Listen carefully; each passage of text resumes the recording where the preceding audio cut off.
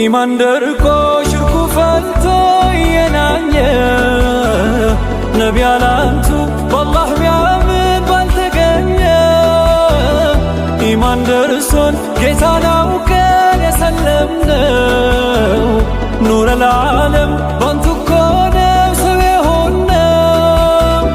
ትልቁ ሰው መደምደሚያው የሙርሰሉ ሲወለዱ ከድል ገባትን በደሉ ተደሰቱ ሲለን ጎልቶ ቁርአን በርሱ የሚከፋው ብትቆሽሽ ነው ሙዳ ነፍሱ።